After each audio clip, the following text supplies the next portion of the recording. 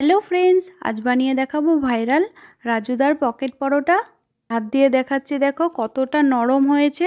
হাত দিয়ে পরোটাটা মুঠো করে নিচ্ছি, তবুও কিন্তু খুঁটটা খোলার পর একই থাকছে পরোটাটা। একদমই নরম তুলতুলে হয়েছে এই পরোটা।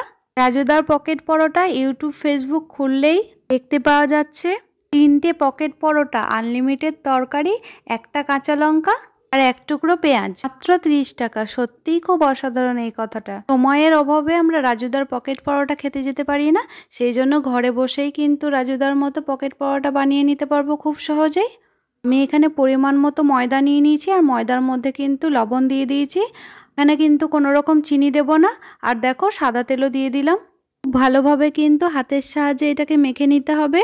রাজুদার আনলিমিটেড তরকারির রেসিপি কিন্তু অন্য কোনো দিন ছাড়বো। নরম তুলতুলে পরোটাগুলো কিন্তু রাজুদার তরকারির সঙ্গে অবশ্যই ভালো লাগবে, কিন্তু এরকম ঝালঝাল করে ছোলার ডালের সঙ্গেও কিন্তু পরোটাগুলো খুবই ভালো লাগে। ময়ামটা আমার দেওয়া হয়ে গেছে, খুব সুন্দরভাবে কিন্তু হাত দিয়ে মুঠ করলেই মুঠ হয়ে যাচ্ছে। অল্প অল্প জল দিয়ে কিন্তু নরম একটা ডো তৈরি করে নিতে হবে।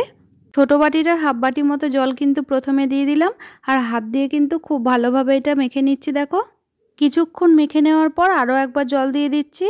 জল দেওয়ার পর বেশ কিছুক্ষণ ধরে আমি এটাকে কিন্তু মেখে নিচ্ছি। দেখো, হাত দিয়ে যত নরম করে মাখবে এটা, তত কিন্তু পরোটাগুলো নরম হবে। খুব সুন্দরভাবে কিন্তু আমার এটা মাখা হয়ে গেছে। ঠিক এইরকমভাবেই কিন্তু ময়দাটা মেখে নিতে হবে। হাত দিয়ে দেখাচ্ছি, দেখো কতটা নরম হয়েছে। ময়দাটাকে নরম করে মেখে নেওয়ার পর এরকম একটা সাদা কাপড়কে আমি ভিজিয়ে রেখেছিলাম, আর খুব ভালোভাবে জলটা চিপে নিয়েছি, দিয়ে খুব সুন্দর করে এরকম ঢাকা দিয়ে দিয়েছি। দেখো, কাপড়টা ঢাকা দেওয়ার পর এরকম একটা প্লেটও কিন্তু ঢাকা দিয়ে দিচ্ছি।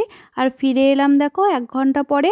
অবশ্যই করে 1 ঘন্টা কিন্তু রেস্টে রেখে দিতে হবে, তাতে করে পরোটাগুলো খুবই ভালো হবে। দিয়ে দেখাচ্ছি, দেখো কত সুন্দর হয়েছে। ময়দাটা একদম নরম হয়ে গেছে। এইরকমভাবে রেস্টে রেখে দিলে কিন্তু বেলবার সময়তেও কোনো অসুবিধা হবে না, খুব সহজেই বেলা হবে। আর এরকমভাবে দেখো লেচি কেটে নিচ্ছি। একটা একটা করে লেচি কিন্তু আমি সবগুলোই কেটে নিচ্ছি। এখানে কিন্তু আমার মোট 7টে লেচি হয়েছিল।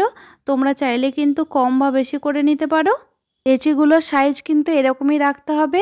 এইরকমভাবে অবশ্যই করে বাড়িতে বানিয়ে একবারের জন্য হলেও খাবে। বানানো ভীষণ সহজ, আর খেতে তো অনেক টেস্টি হয়। পরিষ্কার একটা চাকতি বেলনা নিয়ে নিয়েছি। লেচিগুলো বেলবার জন্য কিছুটা ময়দা নিয়ে নিয়েছি। যেটা কিন্তু বেলবার জন্য দেখো ময়দার মধ্যে লাগিয়ে দিচ্ছি। একদম পাতলা করে পরোটাগুলো বেলতে হবে। যত পাতলা করে বেলা হবে ততই কিন্তু খেতে ভালো লাগবে। পরোটাগুলো কিন্তু বেলবার সময় খুবই সহজভাবে বেলা হবে। একটা পরোটা আমার বেলা হয়ে গেছে। আর কতটা পাতলা করে বেলেছি দেখো।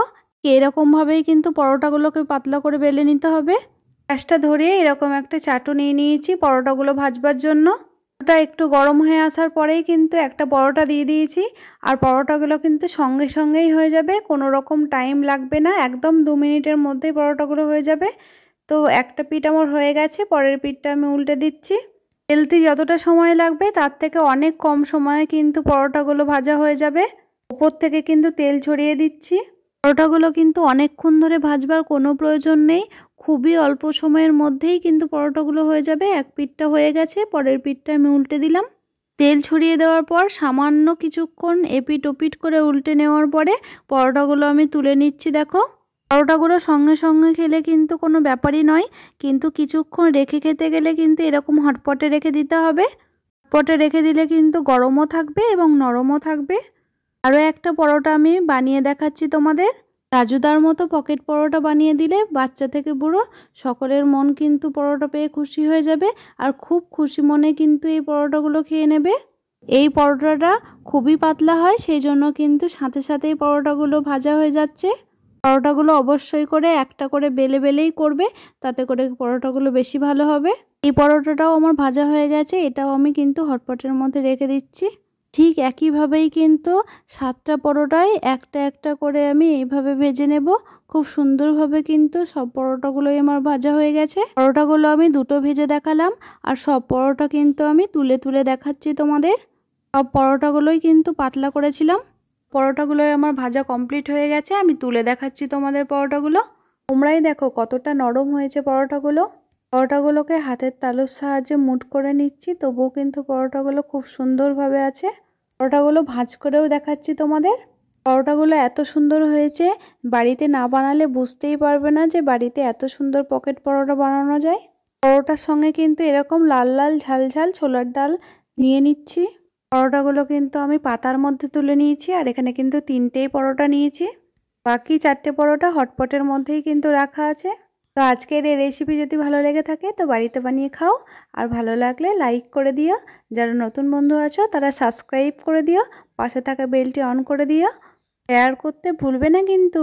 আজকের মতো টাটা বন্ধুরা, আবারও ফিরে আসছি অন্য কোনো দিন অন্য কোনো রেসিপি নিয়ে।